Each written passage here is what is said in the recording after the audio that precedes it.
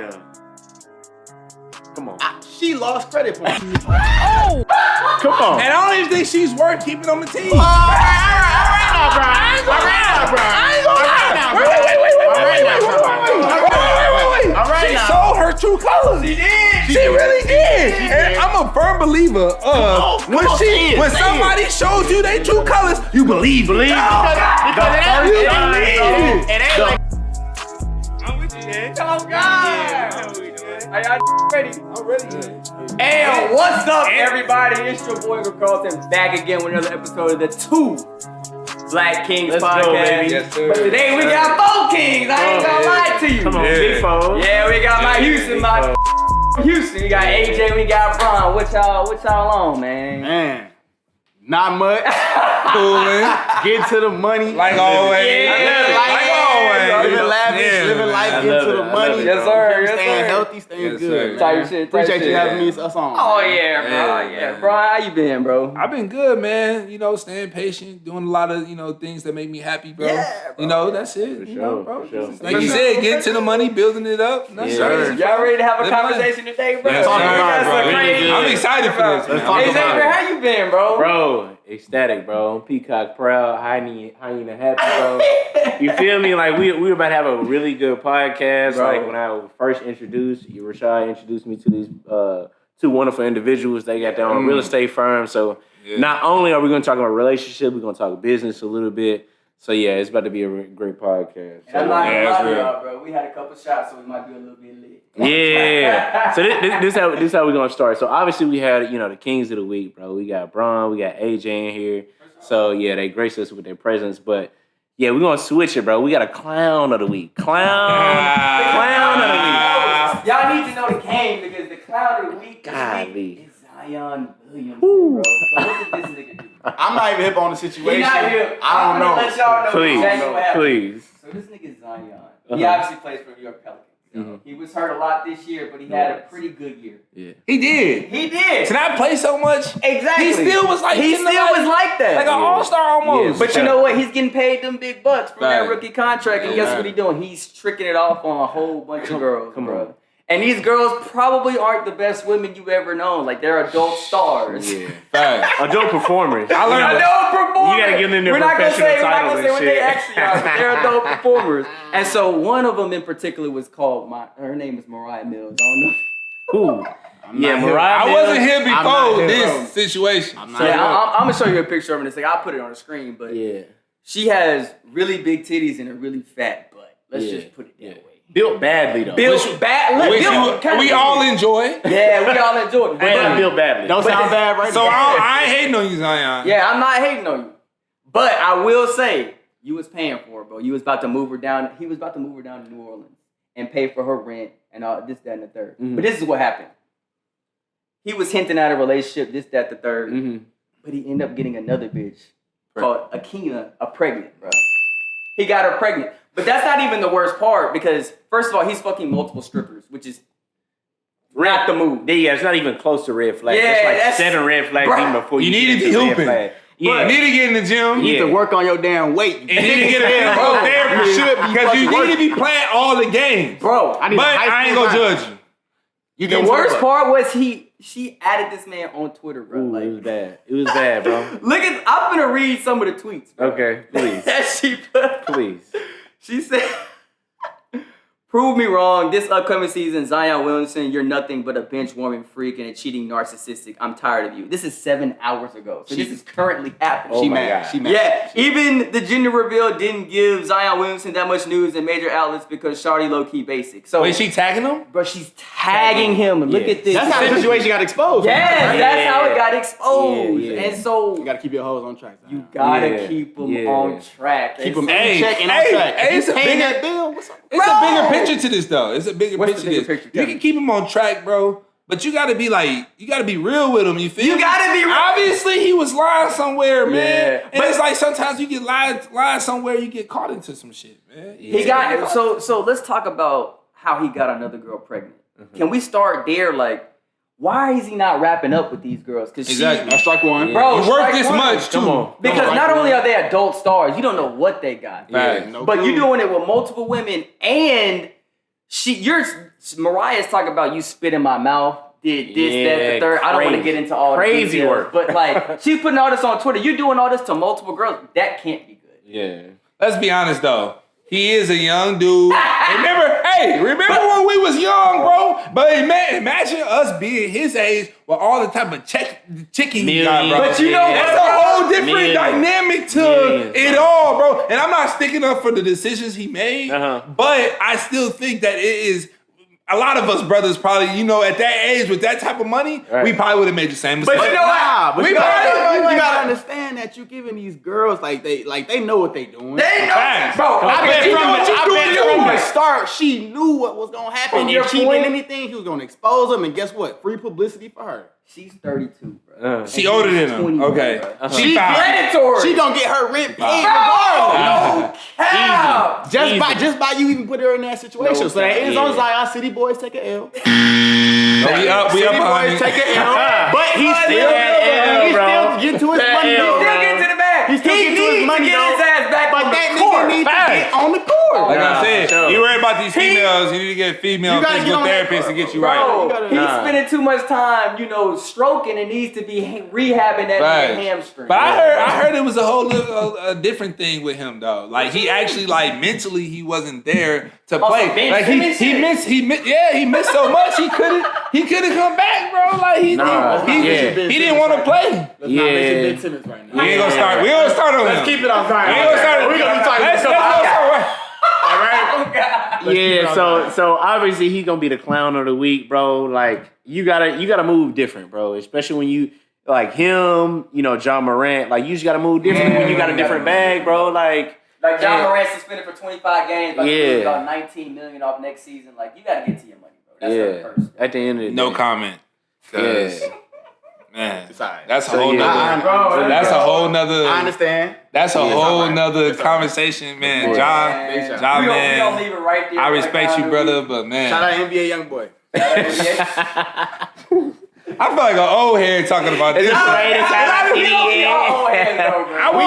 We young, but we old. Right, And we can right. get into that, you feel me, when we start Yeah. talking about We gonna what we start actually talking do, about you feel me? But Yeah, for sure. we young, For we sure. young. Yeah, for sure. So to move on from Clown of the Week, I want to update y'all with the financial market analysis. Come on, let's I talk work at business, the bank, bro. obviously, and they do us a financial market update every single Monday at 7:30. And some of this information comes from there, but a lot of it is research that I do by myself because I love economics. Right. So if you guys didn't know, this week the Fed paused on interest rates. Interest rates are about 5%, 5.25%. And so that makes mortgage rates about 7%. If you don't have good credit, 8, 9, whatever the case may Right. be. So interest rates are higher than they've been in the last 2 to 3 years, ever since COVID when they were basically zero. The Fed has raised it since January of 2022 10 times in a row, and this is the first time they paused. And so it's a really big decision because they took the numbers from Tuesday's CPI index, which was 4%, which is down from 4.9% from previous. So what is CPI measure? CPI is basically inflation. Okay. It measures inflation. Crazy. And Okay. the goal of the Federal Reserve, is to get inflation to 2%. So 4% from 4.9 is great progress over a month. Right. And so that's why they paused on rates. Yeah. But inflation has been sticky, and so Jerome Powell, who's the chairman of the Fed, has hinted at more kind of At least two. at least two yeah, more from rate what I've hikes. seen. Yeah, and so we're probably going to see more interest rate hikes later this year, and then probably cuts towards the end of 2024 Right. to about 4%, 4.5%. And so the ECB, which is the European Central Bank, has done the same thing. They've raised their interest rates from 4 to 4.25%. And so you see everybody in the world kind of raising their interest rates in tandem. And so this is not really just an American thing. This is a global, It's a global thing. Because COVID was a global crisis, so everybody's reacting the same way. Right. So how does that usually affect the average American? So for the average American, what happens is when the Fed increases their interest rates, really all of our adjustable rates, whether it be credit card, mortgages, or car payments, all those go up. Yes. In tandem with what the Fed does. Yeah. Because for banks they have to make money, so they're going to charge a spread. So if the Fed has the rate at 5%, 2.5% spread, you're going to be paying 6.25%, 7.25%. Facts. And so the way it affects you is basically you're going to be paying more on interest from your credit card, your car, your mortgage, and you're going to have less discretionary income. Right. And so you're just going to have less money. And what that does is it actually decreases inflation because demand isn't as high because you have less money to spend. And so that's kind of the goal of what's happening. And for the average consumer, I wouldn't worry about it too much because the economy is actually not doing bad considering that 3 banks just failed in March. The economy has absorbed that well. But I would just say hold on to some cash, and I got a pro tip. In regular people terminology, don't let your money sit in the bank. Man, bro. Don't let your money sit in the bank. But why is that so Losing important? Like letting your money sit in the bank? Because like for me, the average American, like I'm trying to save, so I'm just putting my money. You know, is it okay to just put it in like a savings account? Like just let. It's okay, but it's not optimal. So it's better than spending your money, having it saved somewhere. Obviously. But the best option, since interest rates are so high, certificates of deposits or CDs are also high. They're paying 5% per year. Okay. And so what a certificate of deposit is, it's different from a savings account because you have to have your money in there for a certain period of time, whether it be a year, 10 years, whatever it is. Yeah. But what that is, you're basically loaning the bank money for it to use to like give out loans. Right. And they're going to pay you a guaranteed 5%. With a savings account, they're only going to pay you 0.1%.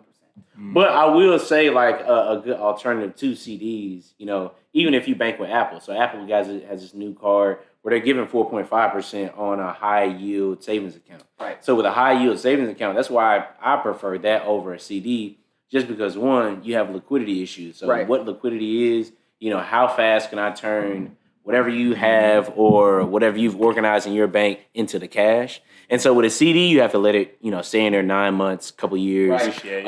But with a high yield savings account, like, of course it's in your bank, you have to have a certain amount like in there. But once you have a certain amount in there, 2,000, 2,500, like it's gaining interest on a 4.5, at least what I've seen in the most recent. My bank does that too. I think American Express also does that as well. If you want to kind of like research that. But that's a great point. Right. To move on from that, because I know we just talked a lot about the economy. Yeah. The NFL is actually partnering with some black banks, like black-owned banks out of Atlanta, for a $78 million facility. Yeah. And why that's important is because, you know, community black banks, regional banks are like the main source of, you know, economic development for like small towns. So for instance, in South Dallas, where we are right now, you know, it's not banks like Wells Fargo or Chase that's giving out loans to the places that are around here to build up the community. Right. It's the smaller community banks that's doing that.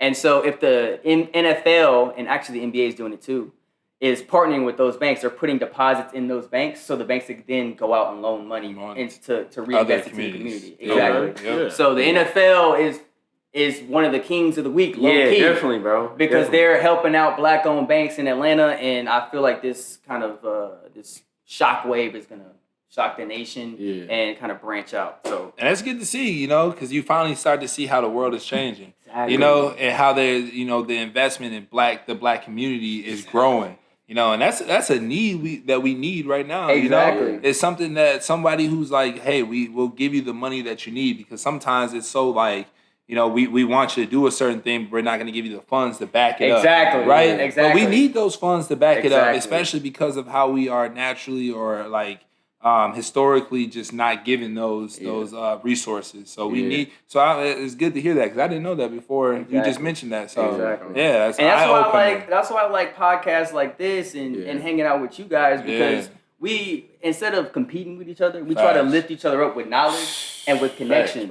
And in the black community, I just don't see a lot of that. You know, I see a lot of people just competing. And I'm like, look, like we can all win. If we just work together. And that's why I love the name of this podcast. Yes. You know, like when I seen it, I was just like, man, like this is something I would like to be a part of. Word. Because just the name of it, Black Kings, you know, and then you put the certain individuals all into a space, and it shows that we can really do things. And when we come together, we powerful, bro. Exactly. You know, so like, man, super powerful. when I saw we got money too. I mean, and like we always try to say, like me and you with the Big Dreams Realty. Word. And like, I've been hitting you and telling you more about it. I'm just me, bro, right now. And trust me, we all all into all it. locked in. And then when I'm reading these books are always saying that like you just bring the right people together. Yeah. Man, y'all could be so powerful together. Sure. So then If you put the right team together. The team, and then it's a mind, it's a mental state, it's emotionally, it's everything that comes into business, bro. Business isn't just about money. It's about having the right people to back you up and support you. So like, coming today, man, Two Black Kings podcast, bro. I appreciate being on this podcast. This is real podcast, man. You actually segued perfectly to kind of like part of the topic of the week. I want to talk about Big Dreams Realty. And how you guys started that and kind of what direction you're going in and what kind of team you're trying to build. So, bro, Big Dreams Realty started from a business transaction, a real estate business transaction, and it was us, or we were working on this client, and it was like, hey, like all this client was saying was, this is one of the biggest things that's ever happened in my life. This is a dream come true. That's like, awesome. and then like I remember just like as she was saying it, she's like, buying this property is my biggest dream. Like I've been investing, I've been saving, I've been working on my credit. I've been doing everything necessary to buy a house, and this is like one of the biggest dreams of my life is to own a property. And when she said that, after that, it was the next client who said the same thing, and the next client said the same thing. So I just, and then I was just thinking like, this is a big dream, right? And like I feel like it's cliche, but at the same time, it's like that's what the clients were saying. If you want to work with the client, you're gonna have customer service experience. Customer service is real estate, like that's the biggest part, And I'm like, man, Big Dreams Realty. Imagine that sign, bro. Like imagine how many people who like. Their first time home buyers, and like they finally get a house, and like they're like, man, I got like this is like my biggest like accomplishment ever. Big Dreams Realty. It just his, bro. It made sense. And I'm gonna shout you out, bro. My boy came out here, man. He jumped on the mission right away. He like, man, he saw it, bro. I want to ask you a question. So I see you guys on social media, kind of doing your thing, bro. Like I seen you do it with the reels. Them hoes is funny as hell. More coming soon. TikToks, So with that, like, what's your? I don't want to ask what your strategy is, but like, what are you trying to accomplish with the social media, and how do you think it can help Big Dreams Realty become successful? I'll say in this day and age, there's a lot of content creators. There's a lot of younger individuals that's coming on to a lot of money at an early age. So, and obviously, younger individuals are on social media. They're on TikTok. They're on Instagram Reels. They're on everything, right? Older real estate individuals, they're always attacking, 50, 60-year-olds, attacking the older individual. And what if I'm a 22-year-old content creator who wants to buy a house but doesn't have any of those connections? You scroll through your Instagram reels, you see me and Brian over here talking about shit. We look like you. We're exciting. We bring in energy. And then it's the name in the business. Like we're here to make your biggest dreams come true. Your biggest investment come true. Your biggest investment come true. So when y'all ready to come buy a house, sell a property, anything involving real estate, hit up Big Dreams Realty. Investments, houses, anything you need, like we here for you. I specifically attack the younger individuals, obviously, because I know a lot of content creators. I know a lot of younger athletes, in NFL individuals 100%. who got money. 100%. And I'm trying to tell them, like, look, invest in a house. We know what we're doing too, like exactly. And what we were just talking about before, obviously, like in this field, you wanna try to educate them on the appropriateness of buying real estate, right? Because if you buy real estate is the one industry that does not depreciate, it appreciates. Especially so no matter if you buy in the right area. Exactly. So like you just have to make sure you're doing it right and have the right person who's backing you up in these type of transactions. So that's really how Big Dreams Realty started. It was just a dream, and like we all have dreams, man. Like I'm still doing my own thing or trying to do the investment part of myself. So like, it was my biggest dream. So when she said it, like it just kind of connected. Like it just made sense, I'm like, man. And so actually that segues me into my next point. Xavier, I want to ask you a question. Brian said that he's still doing his own thing, but still has Big Dreams Realty on the side. Kind of how have you, I know you got multiple things happening on the side. You're trying to build this side income. How have you kind of time managed yourself and worked on those side incomes while also doing your day job? Yeah, I'm so glad you asked that. So, of course, if you listen to the last podcast, if you haven't, pause this video right now. Go to the last podcast with you guys, Pong. So, go listen to that. But, so, of course, I told you about the whole job search. One thing I would like to say for anybody who's just, like, looking for a job during this time, it's very hectic, is that, like, stay strong. Like, whatever that you do, like, I think one thing I appreciate about, like, majoring in accounting is, like, you have that job stability. I don't really have to worry about, like, oh, where can I find a job? It was literally people hitting me up, like, daily, like, hey, we really want you. So, of course, I'm glad to report this past week I got 3 new offers, from 3 fantastic companies. Man. You feel me? Like, but what I see is, my future, not only having that 9 to 5, one of my favorite people is, his name is Jamal King. He's called the 9 to 5 millionaire. But he teaches a lot about, like, having your own 9 to 5 job that you go to, which is kind of one of the questions I'm gonna ask you a little bit later. But having a 9 to 5 job, like, during the day, but also having, like, a couple of streams of income on the side. So whether it be building equity in my house, whether it be us selling merch, pretty much anything that we have on the side, like, it's very difficult. But I think number one thing that you need is, like, a team. You're like, like if you think that you're gonna get far by yourself, like you're delusional. And I think that's one of the biggest things that why y'all have like 2 people, like even one person extra can help you. So you can bounce ideas. So I like to jump into that. Like, I am big on bringing the right people into your circle. Word. But I think as I get older, like, I'm more intentional on, like, trying to get to know those people, because, like, you can get a vibe from somebody initially and right away, but that person may not turn out to be the person you want to join on your team. But I think I'm a vibe person, bro. Word. Like, you know what somebody's on, bro. Like, especially as you get older, you know what somebody on, bro. But you can tell if they're, like, real or they just talking. And, like, I've been more on the, like, bro, stop talking and show me, But you can be a part of this, man, because I'm a team oriented person, but, like, you can be a part of this, and it's not like, oh, I'm better, or, like, I started this, but, like, you create your part. Like, you do that. You create what you want to do on this team, you know? So, like, when I think of Big Dreams Realty, I think of just, like, every person I've ever came by and just, like, hey, like, this is what I'm doing. Like, and, like, just believe in the goal, believe in the mission, believe in the future. Like, it's so crazy sometimes, man. Like, who the people you meet later on in life, because the people you meet later on in life be the most people who believe in you the most, bro. They believe in you. It's not the people you grew up with, bro. It be the people you meet later on in life where you have to, like, you gotta show them that they want you to fail, bro. Like, I've been meeting so many people this last couple years, especially moving out to Houston. And I'm like, man, I know there was a reason why I met you. Yeah, there was a reason. We got a common goal. We're trying to make money. Bang. Let's tell them, bang. I just met you. Bang. We just met how long ago? We already on the podcast.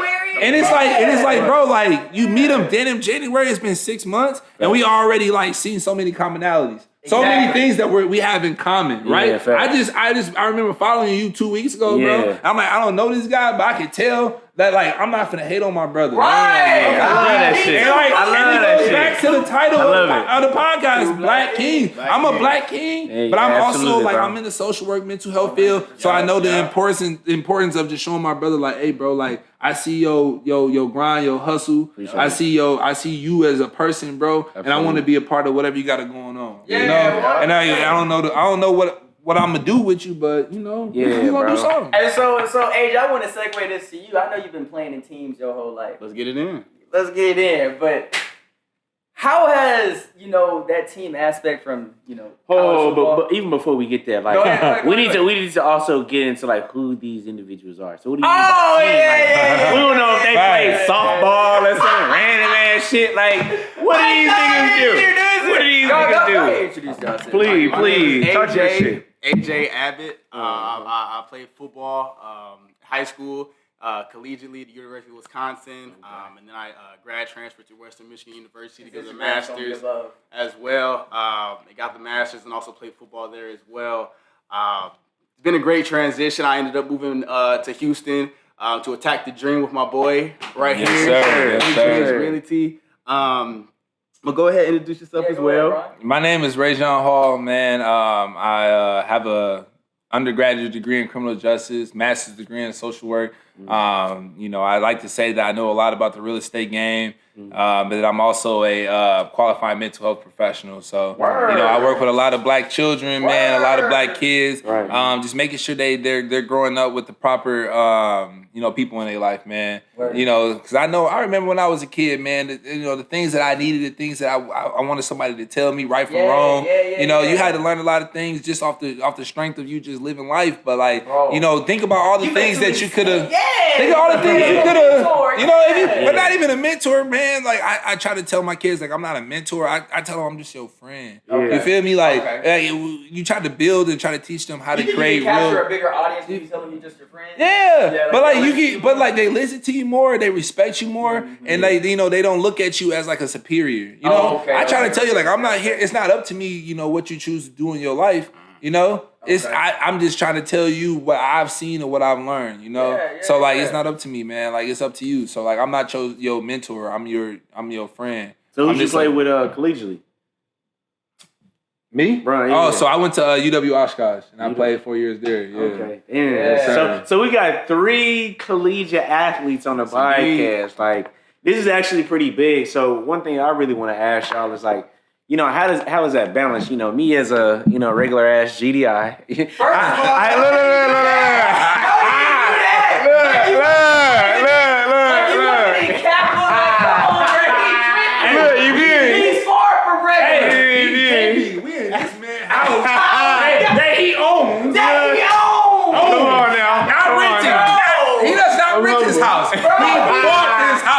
That's a real nigga, man. Yeah, bro. But yeah, so I appreciate the words, bro. But I like to say I did a little bit of sports. I ran campus, you feel me? So like I did a little bit of running. But to be for real, like, so how do y'all, I think one of the biggest things that we want to talk about in this continuing podcast is like, as black men, how is it that we are able to organize these different facets? Of course, we want to get to the women a little bit later, but I want to know as collegiate athletes, how have you been able to organize your life, even from freshman year, develop to senior year?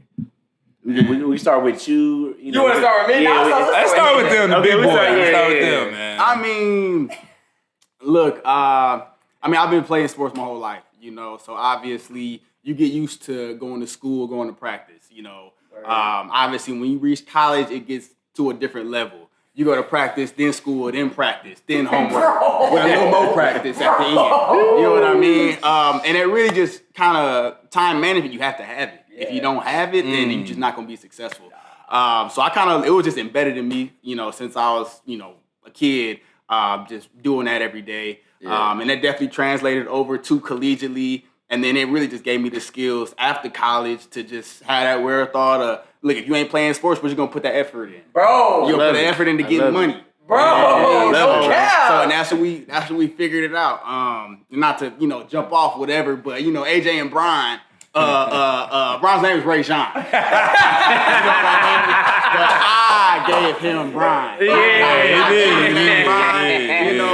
I love it. Hoop mates. Hoop teammates, and I call him Brian because he plays like Brian. Nigga backing up, nigga down.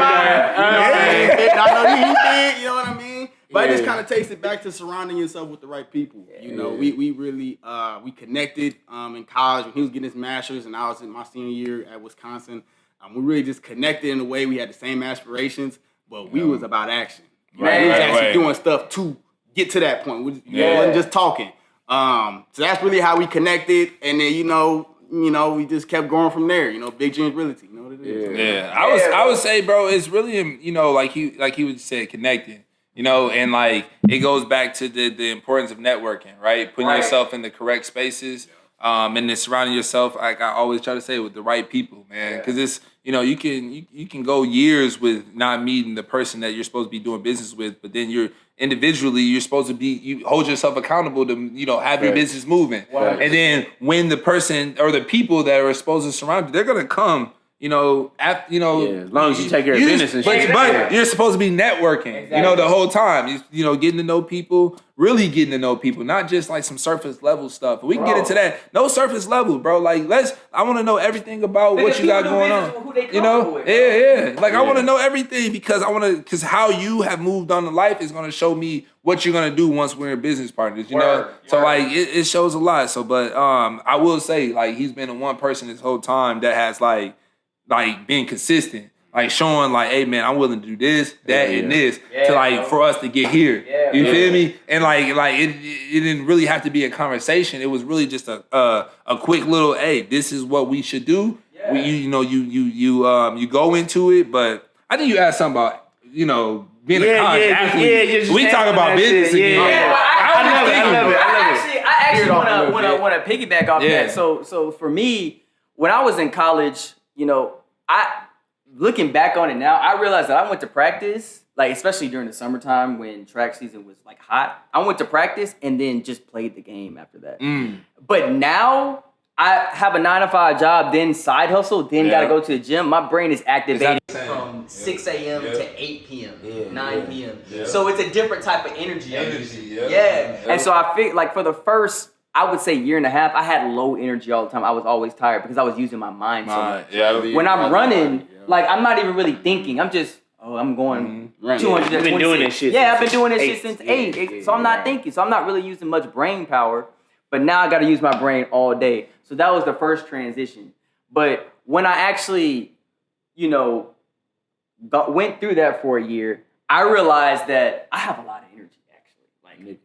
I have a lot of energy. I'm low-key a machine, bro. Come on, man. Low-key a machine. Like, He's a machine, bro. I write my shit down and I get my shit done from 6 a.m. to 9 p.m. I'll be going straight through the list, bro. Yeah. Straight through the list. And so I say all that to say, like, a lot of people that I know from A&M, they kind of struggle with who their identity is when they move from college to the real world. That's a big topic. A big topic, That's a right? big topic. They struggle with their identity. Who are they? Because they've been doing sports their whole life. And I realized once you find your purpose outside of track, you can put all that energy that you put into those workouts into, like you said, making money, bro. I feel like the question that you're saying right now is like, I felt the same thing. It was like, but the question I always asked myself after I finished playing college football was, what's next? Yeah. Like you're consistently asking yourself, what's next? Yeah. What am I want to do next? Because your next is, it goes back to decision making. Every move matters now. Bro, every single But move. I mean, like, even if you take a loss, right? Even if you make the wrong decision, that matters on like making your next decision. So when did that actually start? So like when was the transition of like it was right away. This is fun. It was right away. Real. Okay. I think it was right away because it comes to a point where like you're in your senior year, you got 4 games left. Oh, wow. You got 1 meet left. You know the day is coming, right? Yeah. So like you're like, okay. And you start just avoiding it. Yeah. Prepared. Or then you start analyzing like, okay, I've gotten this look. Or maybe this person has talked to me. Now you start trying to figure out who your resources is or who the people you know is. Yeah. Like, okay, I need to figure out what I'm finna do right now. Yeah. So then, like, I think that happened with me. Like, you think football year, you have, 12 games in a year, 11, 12 games. Yeah. Like, if you don't make it to the playoffs, you thinking it quicker. But if you make it to the playoffs, you really just focus on the football season. Word. But I think it was me. I get it. I go for real with y'all. I come from nothing, man. Yeah. So I'm always even before it was my sophomore year. I'm already thinking like, what I'm gonna do if I don't make it to the league? I gotta do something. You feel me? Like I gotta do something. There's no other option.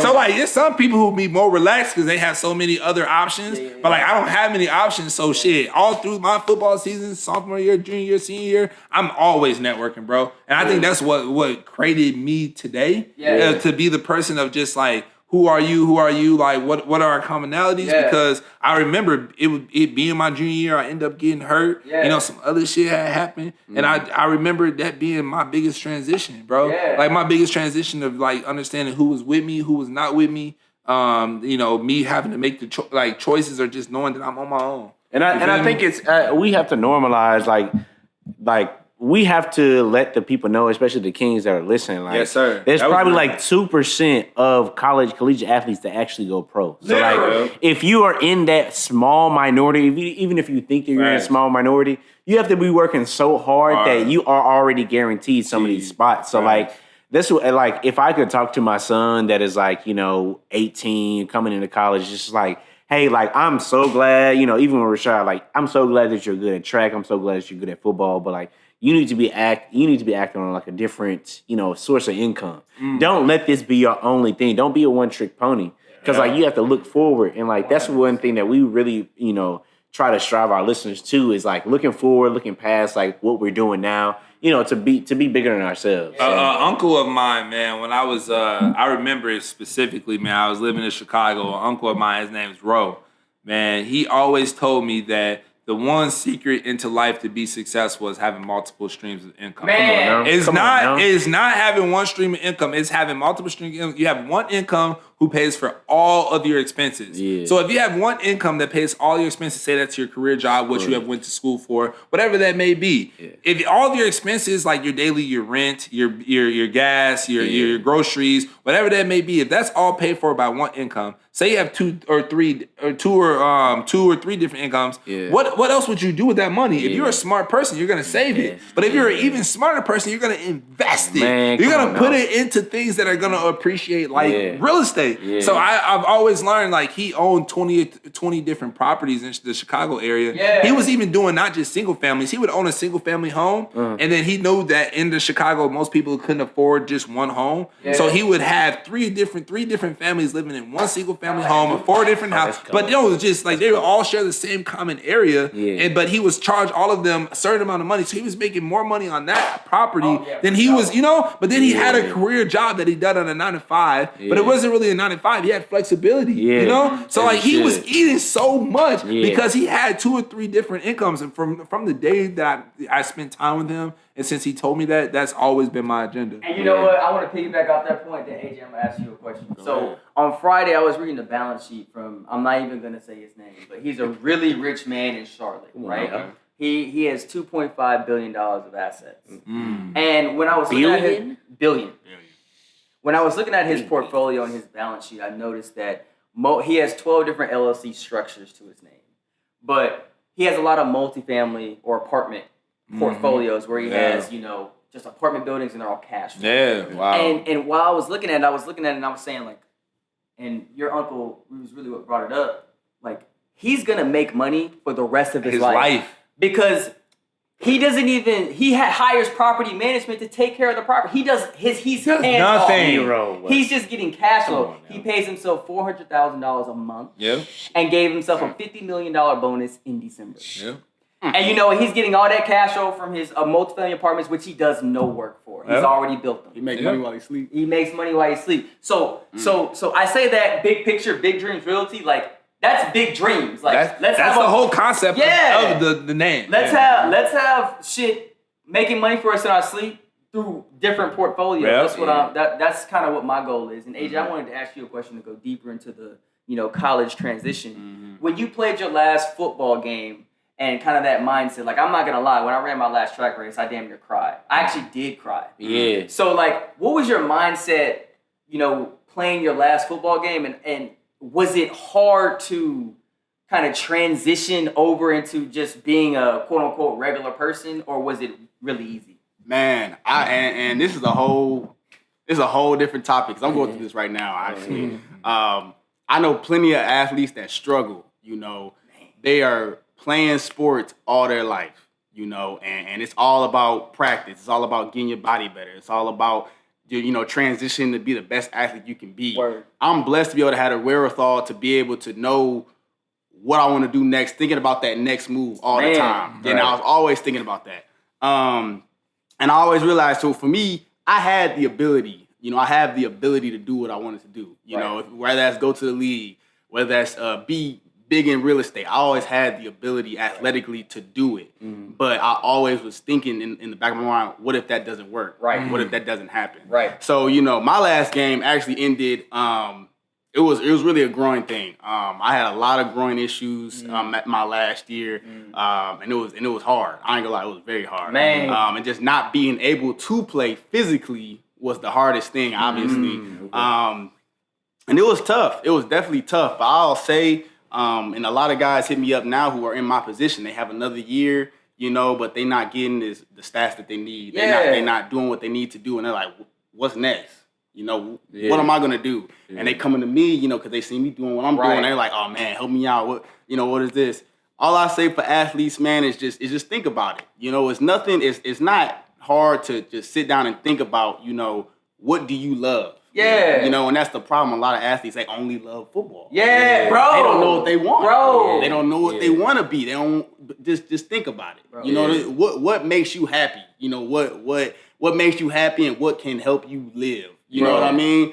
And like I said, it's a big topic. Bro. So many athletes go through this, and it's really not talked about as much as it should be. But a lot of athletes, most likely, you would say, right, goes to coaching, right? Yeah. Like if you don't know, you feel like you want to stick around the sport that you're playing, so you probably go coach. And I think what you said is important, and I don't think y'all really know how important it is. But he said, think about it. Yeah. A lot of people, if they don't necessarily know what's happening, they avoid thinking about it. They don't want to. And so they have no idea what happens when the time actually comes because they never thought about it. Yeah. You have to literally sit down and dedicate some time to thinking about what you want to do. Yeah. And then the next step is to actually do it. Do it.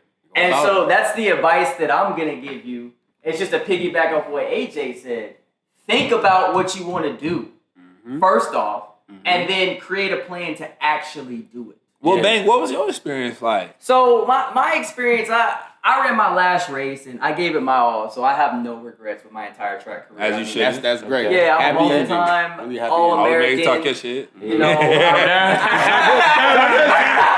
to say that real smooth, bro. He's trying to say that. He's trying to say SEC champion, multi-time, fifth come on now. all-time in English come on now. high school. Still get a more there. Oh my God! Number 4 all-time at Texas A&M. So I had a great career. I have no regrets. I have garnered the respect of people around the world. Yeah. And so when I ran my last race, I was sad because I wanted to make it to nationals. I wasn't having a great year. Like you said, I was injured with my hamstring and shit. So I was going through it. So I cried in the car.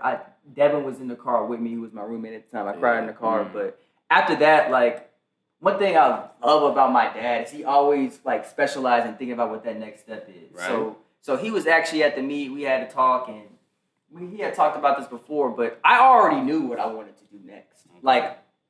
I already had a line of business that I wanted to go to. I just got my master's in real estate. And when did that start? Was this all a part of the whole plan since what, freshman year? Since freshman year. So I created a plan my freshman year, and instead of kind of moving around, I just stuck with it. Yeah. It fucking sucked though, because finance is not a sexy field. It's not even sexy. It's not easy. This shit is kind of hard until it's kind of like tying your shoes. But once you get it, you kind of got it. Yeah. But it's okay, what is a net cash flow? How do I read this balance sheet? What does this even mean? Yeah. So it's not like a different language. But to get into the main point, I already had a plan that I had enlisted, and so it kind of gave me peace of mind because I wasn't just fumbling around with what to do. I was like, okay, now I guess I got to work for CBRE. I got to move to San Antonio. I got to do this, that, and the third. Yeah. And so I already went into the 9 to 5 and not having energy because I had to use my brain. But that's the main thing I was struggling with. But mentally, I was okay because my dad had always instilled in me what's the next step. Yeah. And so I already had planned. I had already thought about it from freshman year. So I was kind of confident in knowing exactly what I was about to do. Mm-hmm. But to move into the next topic, Brian, you said something super interesting when you said about, the dual income or the multiple streams of income. And I kind of want to segue this into relationships because me and Xavier always talk about. Hey, do the am I tripping, bro? Oh my God! Might as well. Oh, okay. We might as well do the am I tripping, bro? Because I need to hear this shit. Bro, so here's the am I tripping. So hold on. Introduce what am I Okay. So tripping? Am I Tripping is a segment that we do where we tell a situation that's happened in our lives and in the lives of our friends, and we ask you guys, are we tripping for how we handle So y'all let y'all know if he tripping. You let me know if I'm tripping. I'm gonna let you know. Okay, so I'm gonna preface it like this. I work at the bank, right? It's a whitewashed community because there's not many black people at the bank. Right. Not saying that I'm complaining about it, just the reality of the situation. Yeah, facts. And so when I go into the bank, you know, I have to act a certain way. Of course. Code switch. Code switch, exactly. Yeah. And I have a mentor. There's another black woman that's higher up in the bank. She said, "Look, like, you don't represent yourself when you come in here. You represent all the other black people that's going to apply and potentially get a job here. Yep. Because you know what? If you don't do well, they're not going to take any other black men seriously." And I was just gonna ask you this though, but think critically there, Yeah. right? Like you said, when you go to your job and you work at the bank, and, you know, you work with a lot of different, you know, people that are not of color. Yeah. You say you have to code switch. Yeah. Do you really have to code switch? Think about that though. Think about, do you actually have to code switch? Because nowadays it's like, you know, they expect us to want to live in a world and a society where that follows their lead.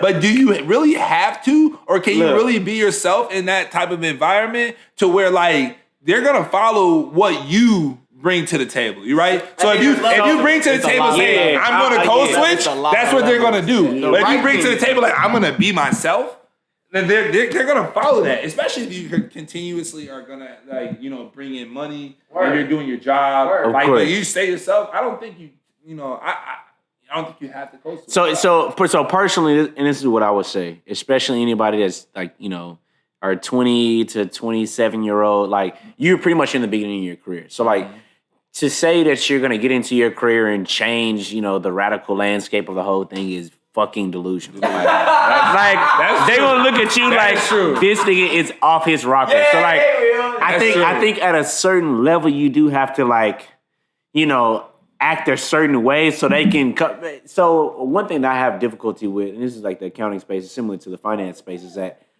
although I'm a smart motherfucker, like I even have to prove how smart I am to these people. And that's what I was about to go with. To take you seriously. And so like speak on that whole thing about how you have to pretty much you have to work twice as hard to get, you know, pretty much half as much. True. So yeah, so to go into the more of the background, like I thought I have to prove myself even when I know the information. Yeah, like of course. My stuff, and I'm not gonna say it gets scrutinized more than anybody else, but it gets heavily scrutinized. well, yeah. And so there was one time where I did a cash flow for one of our senior credit officers, and he was like, "Wow, Rashad, like this is really nice. This is exactly what I asked for." And I was like, "Well, duh. What you mean? I'm doing my job. Like you told me exactly what to do, and I did it. Like there's nothing." Did you expect less? Yeah, exactly. And so it wasn't something that like I was offended by, but it was just alarming because like they don't really expect me to do what they ask. You know what I'm saying? And so I'm going in. I only say that because I want to like set the scene that there's a lot of pressure on me, not only to perform well, but to also be a part of the community. Mm-hmm. And so I started off, it was like 3 weeks ago on Thursday. I literally drive to work, and so I live in Frisco, which is up north, and the job was downtown Dallas, right? Yeah, and so that's a 45-minute drive without traffic. Mm-hmm. And so there's obviously traffic on it, so it's about an hour and 10. Yeah, so I get here on time, right? Mm-hmm. I look in my car, I forget my bag at the house with my computer. So I go up. Oh God! So I go up to our manager. I say, "Look, like I left my bag." He's like, "All right, you good? Just go get it." I said, "Okay, bet." But I have a meeting at 10 with one of my senior credit officers, and so it's 9:15 when I leave. Or no, it's 8:30 when I leave. And so I get back at 9:15, and then I'm coming back and I'm rushing because I'm trying to make this meeting. And so as I'm rushing, I get a ticket. The ticket hit me for $287. You got pulled over? Speeding. Yeah, bro. And so that's life. The girl I was talking to, she's a shorty that's like she run track, or she had made the national meet, and so she was coming up to Austin the next week. And so I'm looking at my budget. I'm like, damn, like this 287 is not gonna hit me well. Like something's gonna have to give. So I FaceTime her during lunch, and I'm talking to her, And I'm like, look, like I might have to rain check on one of the lunches because like I just got this ticket and I'm not gonna really be able to pay for all this while I'm also trying to, save money to buy land, save money to do this, that, the third. Yeah. You know what I'm saying? Because I have the money to pay off the ticket, but like it just doesn't fit in the budget. Yeah. And I don't want to get accustomed to just adjusting my budget and spending more money. Like that's not a habit that I want to get in. Yeah. Smart nigga. Come on, bro. People don't think about that. Bro, come on, bro. Because the money has to come from somewhere. Come on. Some people be like, oh, yeah, let me just go ahead and make her happy. Bro, come on. Nah, you like, I gotta go. I got something I'm trying to do. Bro, and I'm gonna stay at that. And you know what? It's gonna work out better in the long term every time if you do it that way. But I told her this, and she didn't say nothing. And I will give her this. I was at Potbelly while I was saying I had to rain check lunch, but she didn't know I had a gift card to Potbelly, so I wasn't actually spending no money. And so she sends me a text at like it was 12:48 because I remember it. And I had a meeting at 1:00. It was a portfolio review with 5 of my senior credit officers going over 5 of the multifamily deals that I had re-underwritten. And so it was an important meeting because we were going over numbers to be like presented to the CEO of the company, right? And so at 12:48, she sends me a long text, and the text starts with, "Sorry to make your day worse, but," and then goes into a whole 2-3 paragraph essay about how I hurt her feelings, how, like I said something had to give, and I can't believe like the first thing you give up is my time, that type of stuff. Which I get it, but it's like, come on now, bro. Let's pause, bro. Let me pause. I got 2 questions. Go ahead. Now, did you? So it was a weekend plan, or was it just a lunch? It was it was during the week. They have NCAAs on the weekend, so she's gonna be focused on that. It was like when in her free time we were gonna go to lunch probably 2 or 3 times. And then she was in Austin. Right. Okay. Okay. So it wasn't a weekend. It was just a couple meals, some good time. Type shit. Yeah. Okay. Man. And look. So what I want to say is just let's pause right there. Any queen that's listened to this, I feel like this is intuitive and should already be known. But when your man is having a bad day, the last thing that wants to hear is, "Let me make that worse." Bro! By sending him a large paragraph. Right before an important meeting for an important job. And I also want to say, and I want to make this clear today to you queens out there. Come on now. When your man expresses himself, you women, a lot of times these women, they say they want an emotional, intelligent man. They say they want an emotional, intelligent man. Yeah. And then when they finally get one of us, and they say, "Hey, like, and we're being emotional, intelligent, and we're expressing our feelings," then they want to act like it's something else going on, or they're not ready for it. A lot of when he expresses himself, listen to that man. Come on. Or he says something. He had a little break there, but all I was gonna say is when he's expressing himself, listen to that man. Because if he's expressing himself to you, that means you hold value to that man. Because if he wasn't going to express himself, if he didn't, you hold no value. And I'll keep it 100 with you. You hold no value. Come on. So if he's telling you how he feels or what's going on in his life, listen to that man and give him a solution. Yeah. I like women that are solution based. Bro, they are not. Stop making it worse.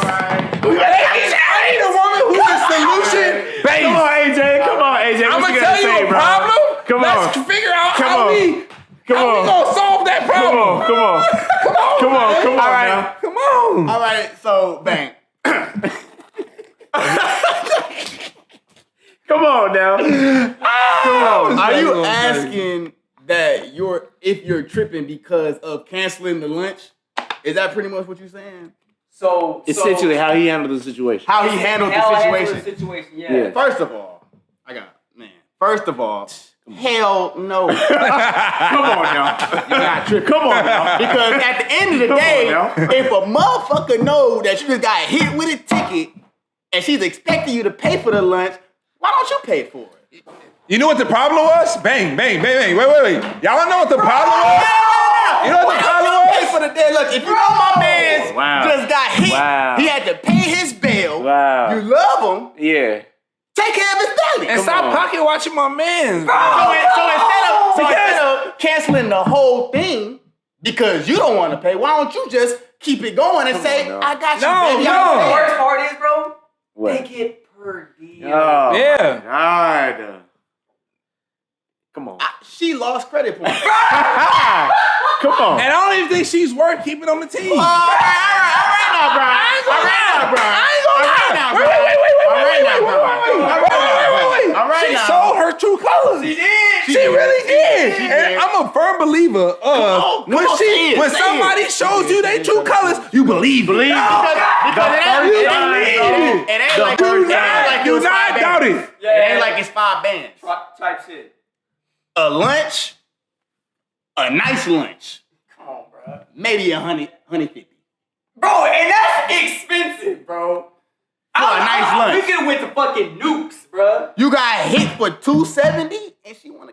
And that's all I'm saying, bro. You're not tripping. Okay. The way you know that what? Thank you, the bro. way he handled it, it was like, we've already talked about the whole situation, like even before, like Rashad, has matured in himself. But like to communicate, let me just teach the Kings, first of all, what Rashad did very well.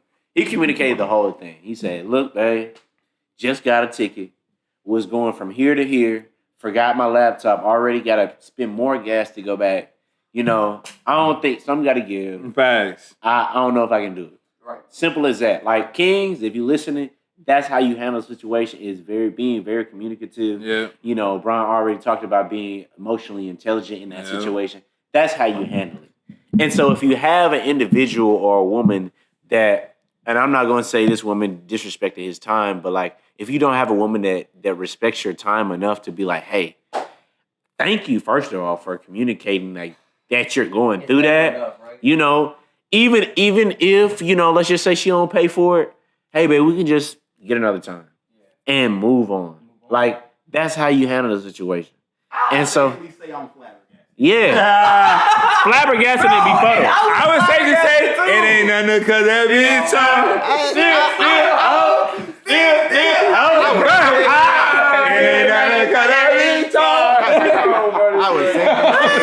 I am flabbergasted, and I will say, people who don't listen and don't know me as a person, I will say I'm very educated, especially in this field. In this field, relationship, love, whatever. So let's get into it, bro. Let's get into it for the last bro. topic, bro. Let's get into it. So I know, I'm talking to 3 collegiate athletes, so I know that junk came like nothing. So getting women in college in general is just easy. It's just like if you have some confidence about yourself, you have some way of carrying yourself, it's gonna be easy. I'm on this level, but y'all niggas being collegiate athletes on the next level, bro. How have you handled that much pressure of being a collegiate athlete, but also balancing relationships at the same time?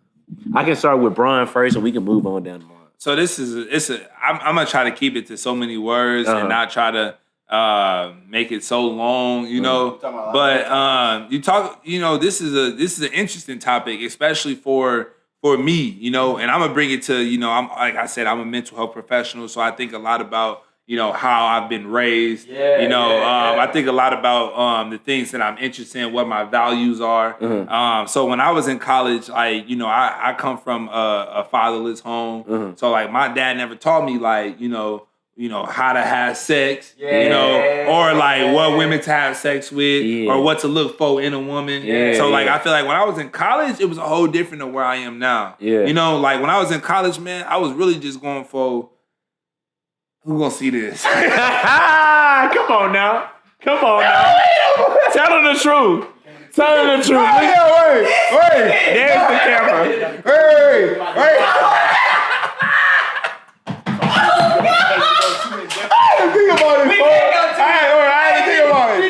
I didn't think about it.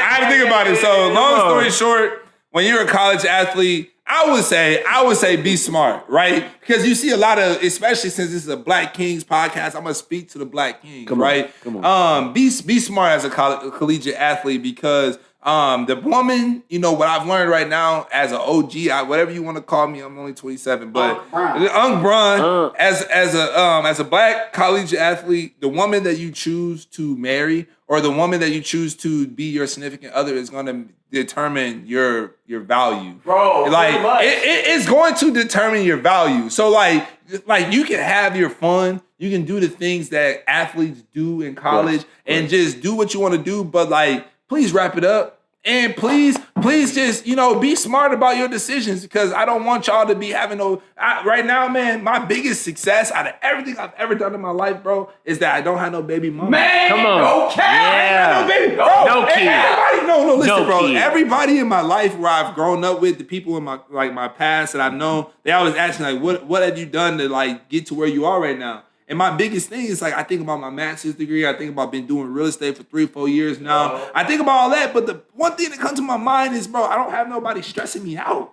You feel me? I don't got no babies. I don't have no significant others. I don't have no dependents. Yeah. Like, as much as I want those things, but like you have to have that with the right person. Yeah. And like I know I'm going into a whole nother thing, but like when I was in college, I was thinking of that. You know, I know a lot of people who made mistakes when I was in college, when they was in college, and now they got kids, and now they wondering why, you know, shit's so hard, man. Bro, shit hard for them too. I ain't had no kids. Hey, that's the end of the day. Come on, AJ. Go ahead, AJ, talk your shit, bro. Oh my Lord. I'm talking about hey, shit. No, come on, make sure you get that. Oh the my Kings Lord. need it, bro. The Kings need it. Make sure you get that. Oh my Lord. Yeah, the Kings need it, bro. Be honest. Okay, let me sit back. Be honest, bro. Hey, because over this last year, I didn't learn a lot about this nigga, bro. This a king right here, but this an interesting ass nigga. I ain't finesse with y'all, bro. I know a little bit of what the game Put him up on game, bro. Shit. I mean, look, man. Come on. Not to go too far in depth. The question, when we go keep it the topic. Yeah, we gonna keep it the topic. If y'all want to please. ask more questions, you come back to the podcast. Say, let's get into this because we talked about a lot of big topics today that we could really dive into. We can dive into, but we just go keep it still at this. The question was handling women as a collegiate athlete. For sure. 100%. I went to the University of Wisconsin.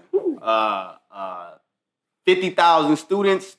3-to-1 women to nigga ratio. We can for sure. 3-to-1 women to ratio. It's a lot. It's a lot of attention out here, and I will abide. I freshman, sophomore year, I was definitely having a blast. Man. Will I say that kind of deterred me from the goal? Sometimes it did. But, you know, I definitely learned pretty quickly to handle your business and have that next. Yeah. But I would just say for college athletes, I know going to college is being exposed to that many women and not having parents at the crib. Bro, come on. You can just invite anyone over, do whatever you want to do. But athletes specifically focus on the goal. You know, focus on what you want to do, whether that's going to the league, whether that's getting money, whether that's getting all A's. Focus on it. I understand it's a lot of distractions. A lot, bro. Like, bro, it's a lot of and it's so important, bro. One thing I want to say is like, bro, as a collegiate athlete, it's going to come. So like, if you're watching this as a collegiate athlete, don't be like, oh, I gotta be this cool dude or I gotta be in the weight room. Like, it's gonna come effortlessly. She gonna see you with the backpack or the jacket on, and she gonna be like, I do it every time, bro. And she gonna want you strictly off that. You have said no words, bro. So so continue on that. Focus on the goal. I'm Uncle Bron, so I'm gonna say one last thing on this topic. And I learned this. I like saying that because I learned a lot of things when I was a young age, and this is one quote that's always stuck with me. And I'm gonna speak to the camera when I say this. Yeah, please. You're gonna lose a lot of money chasing females, right? But you'll never lose females chasing money. All right, y'all. For whoever's in the audience hearing this, right? I learned this at a young age when I heard this quote, and I'm gonna repeat it, right? And it is gonna stay it was so deep in my soul when I heard this. I felt it. You will lose a lot of money chasing females, but you will never lose money, or you'll never lose females chasing money. Yes. Remember that. Come on. As long as you chase the money, the females will come. Come. So just priorities. Let me expand on that. Because everything he said was 100% correct. But what you want to do too, at the same time you're trying to make money, is you want to learn female nature so you don't get taken advantage of, like a Zion Williamson. Oh, we gonna bring You it back have to to learn female nature, and that's one of the things that I wanted to touch on with how to handle relationships while in college. Because, like AJ said, my freshman and my sophomore year, matter of fact, my junior year too, I was a menace. Like Texas A&M. Like at Arkansas first. So I went to Arkansas for 2 years and then transferred to Texas A&M. So at Arkansas, I was going completely nuts. I'm not gonna give no details, but let's just say they know you, bro. Previous episodes, they already. So let me just tell one story. My freshman year, we made a flyer on Word, and it said our quad was Quad D. So we said Quad D 107, which is our name, which is our number for our apartment. It said Quad D 107, Netflix and chill, and we just posted it on different doors around campus. Swarming. Menace to society. And we had two pictures. It was me, Obi, and Brendan, and we just put them on the flyers. We posted them. They ended up taking them down because you can't post flyers on just random doors. Right. But that just gives you a little insight into how insane I was my freshman and sophomore year. When I got to Texas A&M, I had cooled down just a little bit, but I was still kind of exploring my options. Let's put it that way.